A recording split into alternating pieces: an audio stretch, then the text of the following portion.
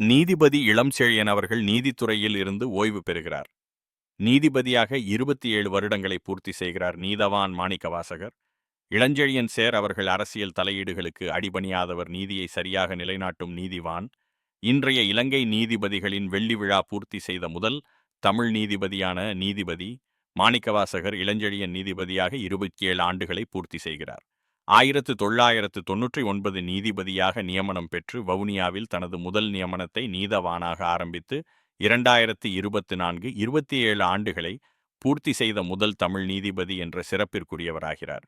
இன்றைய வடக்கு கிழக்கு மாகாண அனைத்து நீதிபதிகளிலும் 25 ஆண்டுகளை பூர்த்தி செய்த முதல் பெருமைக்குரிய தமிழ் நீதிபதியாக உள்ளமை குறிப்பிடத்தக்கது. 1999 இல் யாழ் செம்மணி புதைகுழி வழக்கு, 1999 இல் மன்னாரில் காமாலிகா கொலை வழக்கு, மடு தேவாலய குண்டு வெடிப்பு வழக்கு, பட்டனம்பை தலைக்கியாஷா ஸ்ட்ரிம்லேண்டார் குண்டு வெடிப்பு வழக்கு. 2000 தொடக்கம் 2008-9 ஆண்டுகள் கடுமையான யுத்தம் நிலவிய காலப்பகுதியில் வவுனியாவில் நீதிபதியாக கடமையாற்றியமை. ஜெயசிக்குரு தாக்குதல் காலம், யுத்த நிறுத்த காலம், மீண்டும் இறுதி யுத்தம் ஆரம்பிக்கப்பட்ட யுத்த காலத்தில் வவுனியா நீதிபதியாக கடமையாற்றினார்.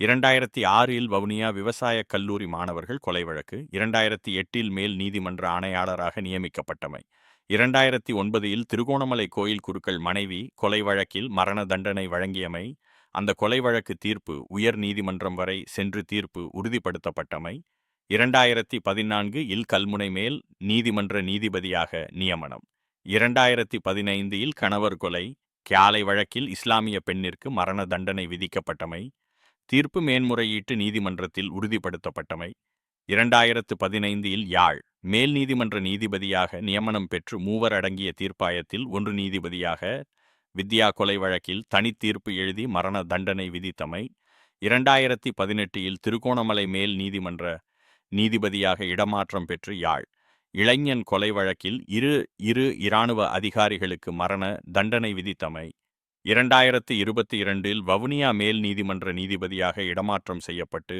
தயா மாஸ்டர் வழக்கில் 2 வருடம் ஒத்திவைக்கப்பட்ட சிறை தண்டனை வழங்கி விடுதலை செய்தமை உள்ளிட்டவை குறிப்பிடத்தக்கவை.